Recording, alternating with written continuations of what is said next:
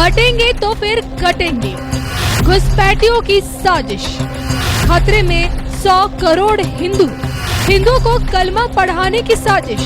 अश्विनी उपाध्याय की बड़ी चेतावनी, देखे सिर्फ धर्म ज्ञान पर। बटेंगे तो कटेंगे।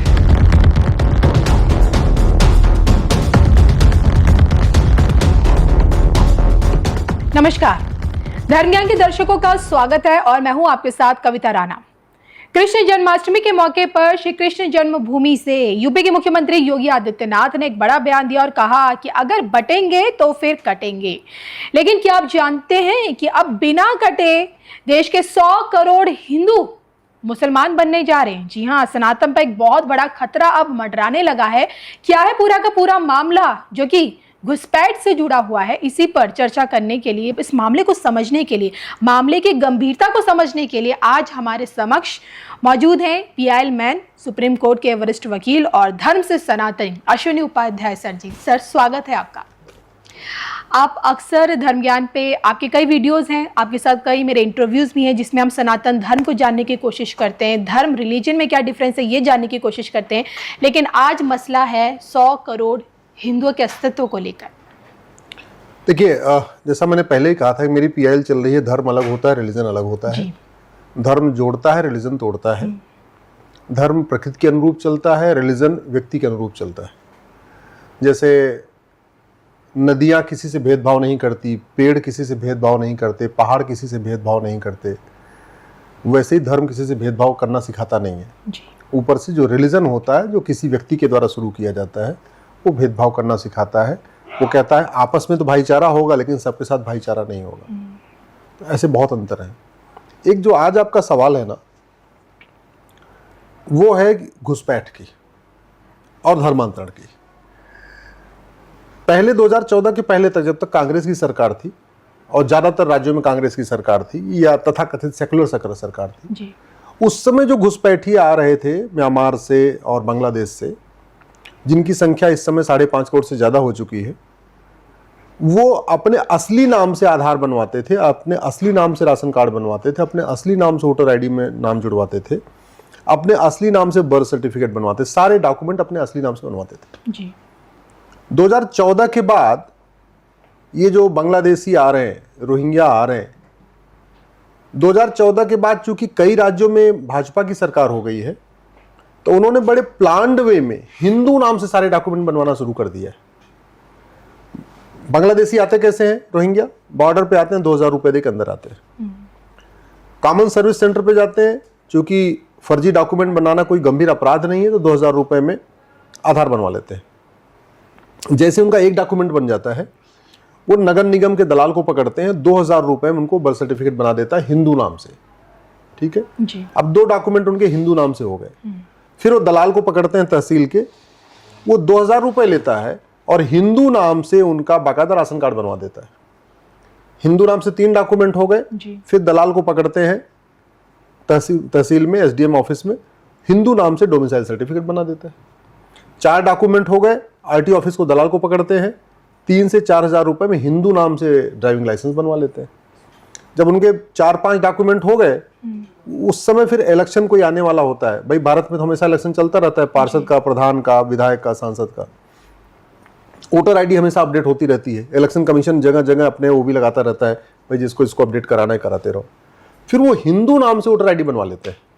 तो अब आज की डेट में लाख नहीं बल्कि करोड़ से ज्यादा Bangladeshi Muslims, Rohingya Muslims Hindu नाम से 5-5, 6-6 डॉक्यूमेंट बनवा चुके हैं, हिंदू नाम से वोटर आईडी बनवा चुके हैं, हिंदू नाम से वो भारत में रह रहे हैं।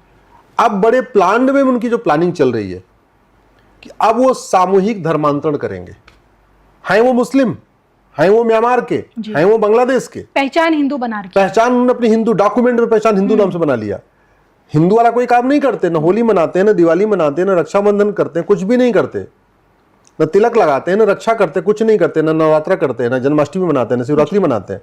एक्चुअल में वो अभी छिपे तौर पे रह रहे हैं, सामूहिक रूप से नमाज नहीं पढ़ने जाते कि कोई पहचान लेगा तो दिक्कत आएगी। लेकिन अब वो क्या करने की उनकी तैयारी चल रही है कि वो शहर वाइज पता चला एक दिन दिल्ली में 5000 लोग धर्मांतरण करेंगे, दुनिया को दिखाएंगे कि दिल्ली के 5000 हिंदू मुसलमान बन रहे हैं। और आप उन्हें रोक नहीं सकते कि जबरन धर्मांतरण तो होगा नहीं है। जबरन हुआ नहीं, अपनी इच्छा से जा रहे हैं। एक्चुअल में है वो मुस्लिम, लेकिन दोबारा फिर से कागज पे हिंदू हैं तो मुस्लिम दिखाएंगे अपने आप को। इनकी पूरी योजना चल रही है, उसमें कई सारे मुस्लिम ऑर्गेनाइजेशन भी जुड़े हुए हैं, उसमें कई सारे संगठन इस पे काम कर रहे हैं। पूरा इंटरनेशनल पूरा ये एजेंडा है इनका कि पूरी दुनिया में सनातन धर्म को बर्बाद करने के लिए कम से कम भारत के 100 शहरों में बड़े बड़े सामूहिक धर्मांतरण के कार्यक्रम हो। जैसे आपने कुछ दिन पहले सुना था आपने कि बरेली में तौकीर रजा कह रहा था सामूहिक धर्मांतरण कराएंगे। ये सामूहिक तो वो एक्चुअल में हिंदू नहीं है वो सारे कन्वर्टेड, ऑलरेडी वो मुस्लिम ही है, कोई बांग्लादेशी है, कोई रोहिंग्या है, लेकिन बड़े प्लान्ड वे में पूरे दुनिया को दिखाने के लिए कि हिंदू में छुआछूत है, हिंदू में ये है, ब्राह्मणवाद, दलितवाद, जो दुनिया भर का है, हिंदू धर्म को बदनाम करने के लिए उन्होंने सारे डॉक्यूमेंट बनाए हैं और दिखाएंगे कि हम सब कन्वर्ट हो रहे हैं, हिंदू धर्म को छोड़ के जा रहे हैं, एक्चुअल में पहले से मुस्लिम है। अब इसका समाधान क्या है जी? जब तक फर्जी डॉक्यूमेंट बनाने को गंभीर अपराध घोषित नहीं किया जाएगा तब तक घुसपैठ रुकेगी नहीं। घुसपैठ का मूल कारण है घूसखोरी। आप कानून बनाइए, जहां पे कॉमन सर्विस सेंटर लगा हो वहां बड़े बड़े अक्षरों में लिख दीजिए कि फर्जी आधार बनाना और फर्जी आधार बनवाना गंभीर अपराध है, पकड़े जाने पे दोनों को 10 से 20 साल की सजा होगी। मैं गारंटी के साथ कहता हूं वो आधार वाला फर्जी आधार बनाना बंद कर देगा जी। पहले जो अल्ट्रासाउंड होते थे ना, उस समय पेट में बेटा है कि बेटी, लोग 2000 रुपए देते थे, चेक करवा लेते थे।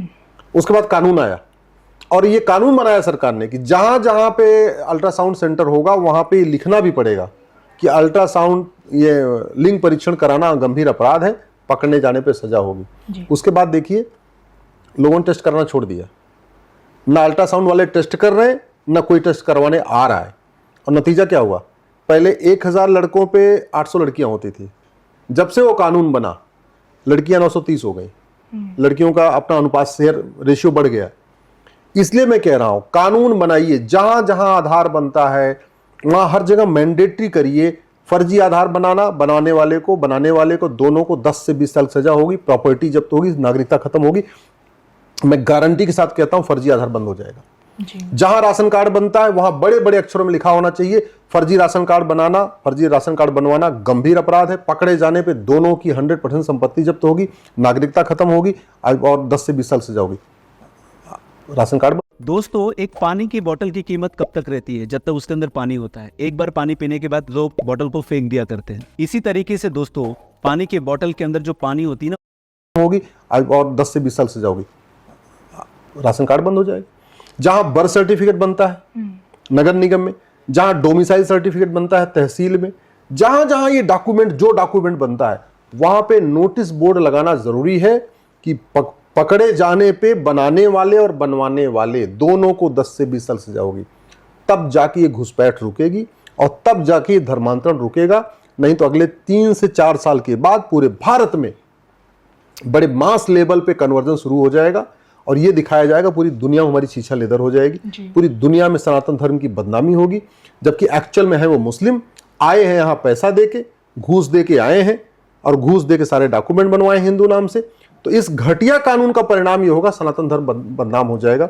इसलिए मैं सरकार से निवेदन करता हूं तत्काल घुसपैठियों और उनके मददगारों पे NSA लगाना शुरू करिए, नेशनल सिक्योरिटी एक्ट लगाना शुरू करिए। घुसपैठ राष्ट्र की सुरक्षा के लिए खतरा है, घुसपैठ और धर्मांतरण दोनों। घुसपैठ देश की एकता अखंडता के लिए खतरा है, घुसपैठ देशद्रोह है, घुसपैठ प्लान्ड वे में यहां की जा रही है यहां की डेमोग्राफी बदलने के लिए। इसका मतलब घुसपैठ वेजिंग वॉर है और घुसपैठ करने वालों का पूरा सिंडिकेट होता है। कोई उनको लाता है, कोई उनके डॉक्यूमेंट बनवाता है, कोई उनकी झुग्गी बनवाता है, कोई उनका सब पूरा प्लान्ड वे में होता है। तो जब तक घुसपैठियों पे NSA नहीं लगेगा, UAPA नहीं लगेगा, जब तक वेजिंग वॉर की धारा नहीं लगेगी, जब तक देशद्रोह की धारा नहीं लगेगी, जब तक इनके पे वो गैंगस्टर एक्ट नहीं लगेगा, जब तक इनके मददगारों पे भी वो 5 धाराएं नहीं लगेंगी, तब तक घुसपैठ नहीं रुकेगी। और जब तक घुसपैठ नहीं रुकेगी तो भारत की डेमोग्राफी नहीं बचेगी। पाकिस्तान में हम खत्म हो चुके हैं, अफगानिस्तान में हम खत्म हो चुके हैं, बांग्लादेश में अगले 2 साल के अंदर 1 साल के अंदर खत्म हो जाएंगे। भारत के 9 राज्यों से हम खत्म हो चुके हैं, 800 जिलों में से 200 जिलों में खत्म हो चुके हैं। 6000 तहसीलों में से 1500 तहसीलों में खत्म हो चुके हैं। इसका मूल कारण है घुसपैठ, धर्मांतरण, जनसंख्या विस्फोट। जी। समाधान कठोर कानून है। अगर हम चाहते हैं कि सनातन धर्म की जो आने वाली बदनामी होने वाली है, सरकार तत्काल कानून बनाए, नहीं तो आने वाले टाइम में बहुत विकट स्थिति हो जाएगी। बिल्कुल। तो क्या आप भी इस मसले पर अश्विनी उपाध्याय जी की इसी बात से क्या सहमत हैं?